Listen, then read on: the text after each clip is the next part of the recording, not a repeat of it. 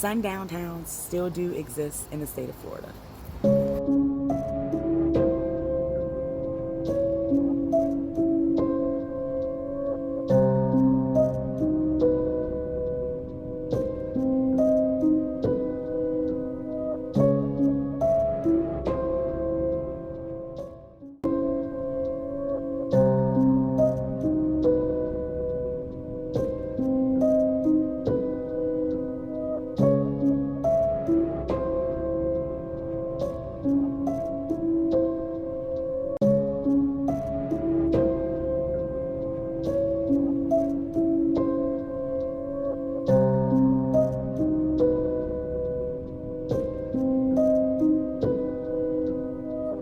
Legacy of being part of the segregated South. A function of that were sundown towns, cities or areas which were white only after dark. And tonight, NBC6 investigator Phil Prazen explores their legacy and why some say there are still hangovers today.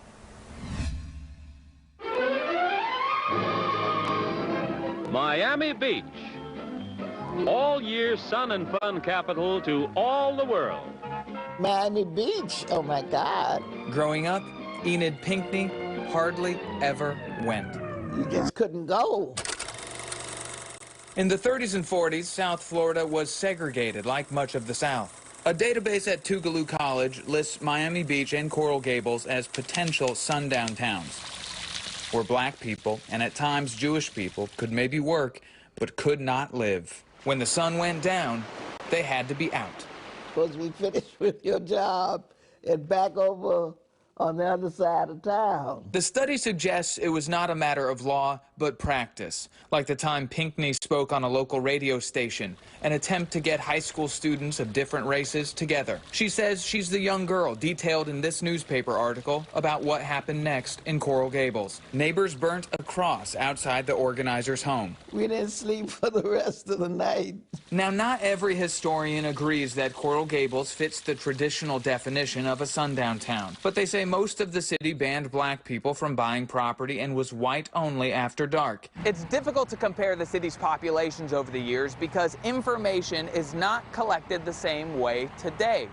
But take a look at this. According to the 1950 census, non-white people in South Florida lived in a few key areas: Fort Lauderdale, Opa-locka, Pompano Beach, and in Miami, mostly centered in Overtown. The census shows less than 9% of people living in Coral Gables were considered non-white.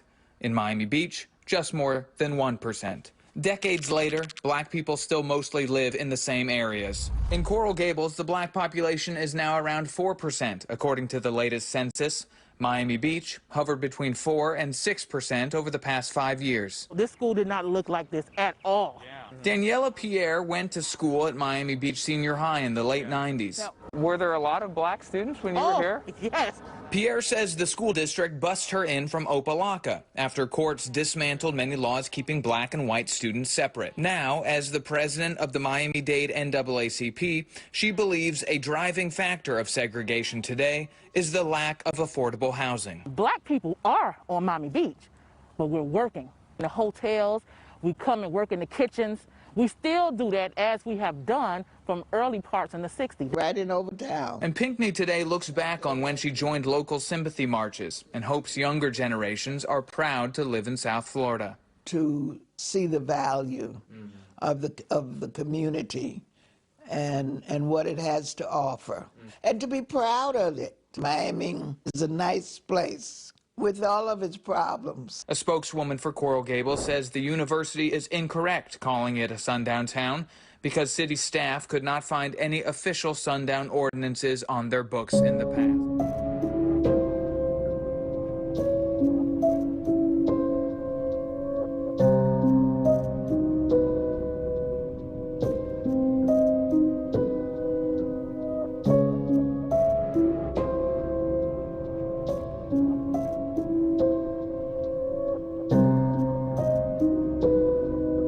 Everybody that was black that lived in Titusville knew that no matter what you do, if you are black, do not stop in Christmas. I don't think there's many towns that consider themselves sundown towns. It's the reputation that we as black people are given after the sun goes down. They do not want people who are black or really any ethnicity that is not white.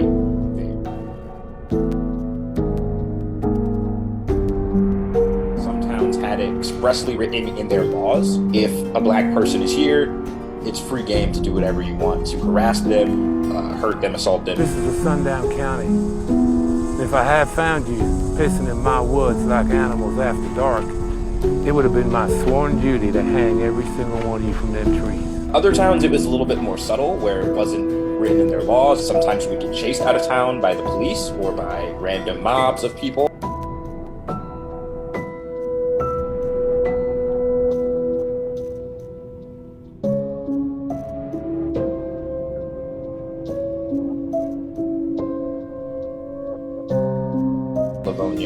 And she would tell us all the time as a kid, it's a very white suburb. We're not necessarily the most welcome here. Be careful if you're ever driving through here, especially at night. There's nothing written in Livonia's laws. It was hinting at the fact that if you're black and driving through Livonia, there's a very good likelihood that the police will suspect you are doing something wrong, that you don't recognize that stigma about their town, and they're frankly embarrassed by it. A lot of it does come down to being willing to listen to people, being willing to put your money where your mouth is.